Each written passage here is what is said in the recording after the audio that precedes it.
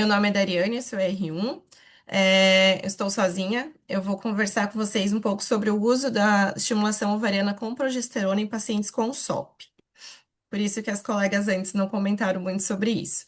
Então, eu selecionei alguns artigos, esse aqui é de 2020, que faz uma comparação com o uso da didrogesterona e com o antagonista do hormônio liberador de gonadotrofina em ciclos de congelamento em pacientes com SOP. Ele foi um estudo retrospectivo entre 2017 e 2019, com base em prontuários médicos, publicado em 2020, onde 258 pacientes receberam dihidrogesterona 20 miligramas até o dia do trigger e 267 receberam antagonista, que eles usaram o cetrotide.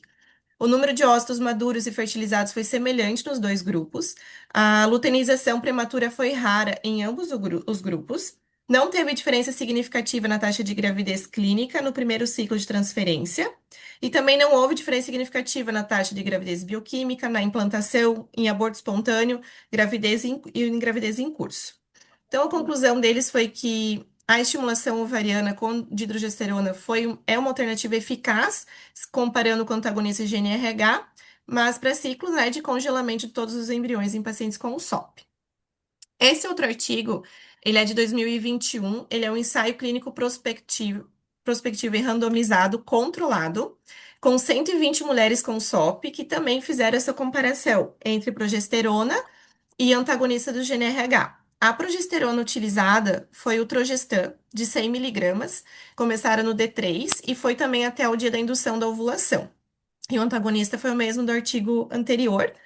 Eles usaram decapeptil para indução da maturação dos ócitos.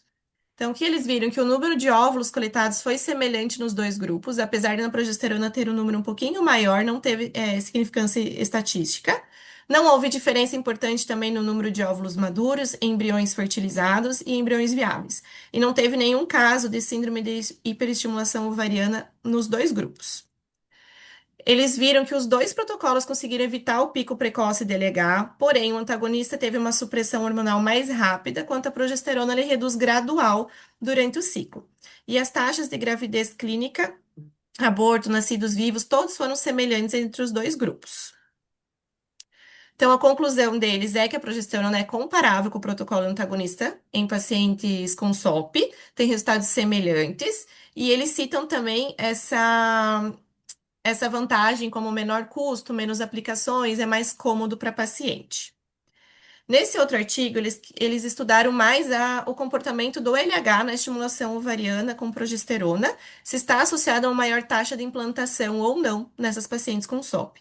Foi um estudo observacional retrospectivo de 2022, com 456 pacientes. 152 fizeram o protocolo curto com criptorelina, né, com o análogo do GnRH, e 304 usaram medroxiprogesterona 10 miligramas até o dia da indução da ovulação. Então, eles viram que no grupo de progesterona, comparando com o análogo, teve sim uma melhor taxa de implantação, taxa de gravidez bioquímica, taxa de gravidez clínica e taxa de natalidade. Os números não diferem muito, mas houve essa melhora. A progesterona, eles viram que necessitou uma maior quantidade de gonadotrofina, porque ele deixa os folículos menos sensíveis a essa estimulação, e teve taxa semelhante de fertilização, de clivagem em embriões viáveis por ósito recuperado. A principal diferença que eles viram em relação à implantação e de nascidos vivos foi essa diferença na razão de LH, que eles mediam o LH no terceiro dia e o LH no dia do trigger, ou um dia antes do trigger. Faziam então no terceiro dia menos essa outra dosagem, dividido pelo RH do terceiro dia. E eles viram que quanto maior essa razão, melhor a qualidade dos ócitos e a implantação. E isso ocorre com a progesterona, porque ela vai reduzindo gradual. Esse outro artigo aqui de 2023, ele foi uma meta-análise, uma revisão sistemática com 9 estudos. A maioria dos estudos são da China, alguns do Japão e Irã. 4 estudos utilizaram a medroxiprogesterona 10 miligramas por dia, comparando com 2 com análogo e 2 compararam com antagonista.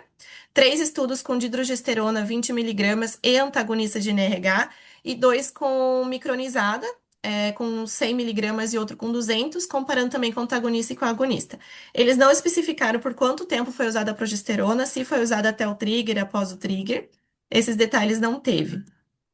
Então, que eles viram que a progesterona não reduziu a síndrome de hiperestimulação ovariana quando comparado com o antagonista, apesar que teve um número bem pequeno de eventos para fazer essa comparação. Ela alcança números semelhantes de ócitos em M2 e embriões de boa qualidade, em comparação com os protocolos de análogos de NRH, sem picos prematuros de LH, demonstrando que melhora a qualidade dos ócitos e embriões. Teve uma maior taxa de implantação, taxa de gravidez clínica e taxa de gravidez em curso quando comparado com análogos, mas não melhorou a taxa de nascidos vivos e teve resultados bem semelhantes com o antagonista.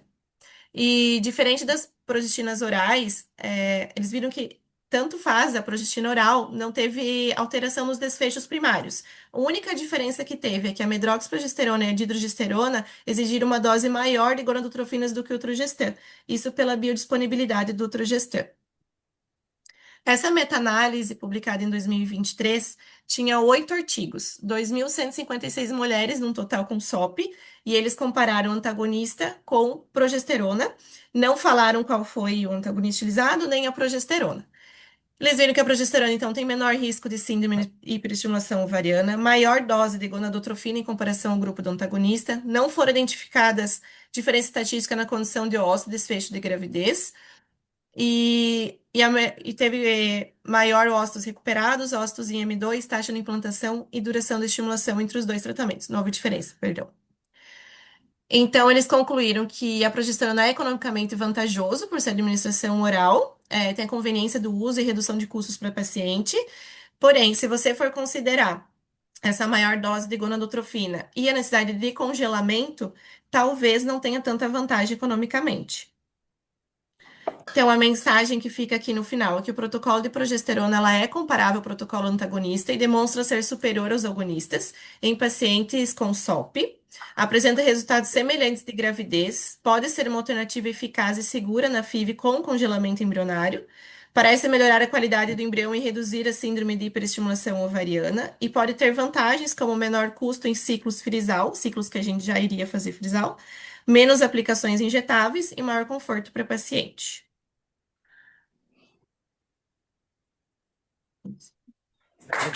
Parabéns. Então, o termo é importante, foi padronizado, tá? O americano utiliza muito o termo progestin, eles podem Uhum, usar progestagen, ou assim por diante. Mas nós normalizamos, fizemos uma terminologia para a gente poder falar o que é uma progesterona e o que é um progestagênio, tá? Então, nós padronizamos a palavra progestagênio na língua portuguesa para referir o que seria o progestagem. Às vezes você transcreve da língua inglesa, traduz, e a inteligência artificial te dá isso, e está errado, tá? Então é uhum. progestagênio, tá? Que você deve falar, Sim, tá bom? sim, até eu estudando toda hora tinha que voltar e na hora de falar acabei esquecendo. E a dihidroprogesterona, o que que é? Uma progesterona foi modificada, é uma levoprogesterona, tá? Então é um isômero que modificou espacialmente, por isso que ela consegue ser absorvida melhor do que a progesterona natural. Ela foi feita, ela foi sintetizada a primeira vez em 1962. Não é uma coisa recente. E o pessoal já conhece ela há algum tempo e agora está pegando uma moda até para em termos de reprodução humana, que é o mais recente que você apresentou aqui. Uhum, E você mostrou da simplificação, que é importante, você mostrou também que outra forma seria o uso do antagonista, né? Porque é um grande problema nós estimular essas mulheres. Então, eu queria te dar os uhum, parabéns, né?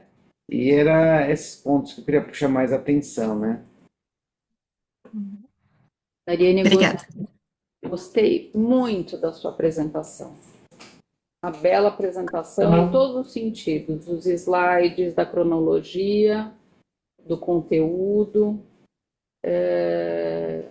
Eu só vou complementar, na verdade, falando um pouquinho dos resultados do nosso estudo, que também é com um tipo de progesterona que não é nenhuma dessas, mas é com o desogestrel que a gente usa aqui nos casos aqui da nossa pós-graduação, e a gente está levando esse trabalho para a Esri, que foi aceito para apresentação, e mostrando que esse trabalho ele mostrou que a gente tem menor dose de gonadotrofina, tá? Então, diferente desses outros trabalhos que você apresentou, e a gente tem maior taxa de gravidez, a gente só não tem ainda a taxa de nascidos vivos, porque não nasceram todos do nosso levantamento, mas aparentemente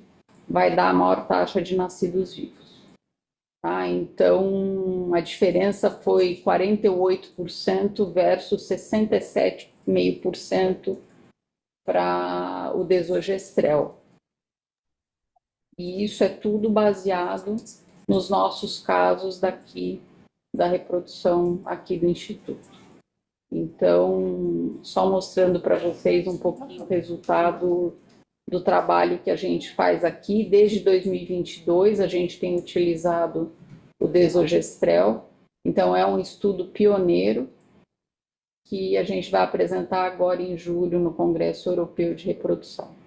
Então, só para complementar um pouquinho o seu trabalho, mas parabéns, Ariel. Obrigada, doutora.